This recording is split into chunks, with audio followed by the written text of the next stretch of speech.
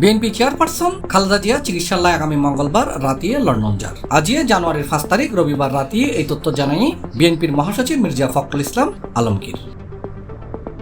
এর আগে এদিন সন্ধ্যায় দলের স্থায়ী কমিটির সদস্য হলে খালেদা জিয়ার লয় তার গুলশানের বাসভবনত জায়গায় দেখা করছি।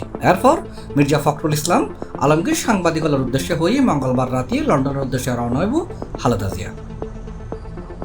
এ সময় তাল্লয় আরো আছিল খন্দকার মোশাররফ হোসেন, ব্যারিস্টার জমিরুদ্দিন সরকার, মির্জা আব্বাস, গয়েশ্বর চন্দ্র রায়, আব্দুল মঈন খান, নজরুল ইসলাম খান, সালাউদ্দিন আহমদ, সেলিমা রহমান, হাফিজ উদ্দিন আহমেদ, আমির খসরু মাহমুদ চৌধুরী, ইকবাল হাসান মাহমুদ টুকু ও এজেড-এম জাহিদ হোসেন। দেশের গণতন্ত্রের আপসীর নেত্রী, জনগণের সবচাইতে আদরের নেত্রী, যিনি স্বাধীনতা, সার্বভৌমত্ব, গণতন্ত্রের প্রশ্নে আপসীন, তার চিকিৎসার জন্য আগামী 7 তারিখে তিনি সম্ভবত রাতে তিনি লন্ডনের উদ্দেশ্যে যাত্রা করবেন তার চিকিৎসার জন্য।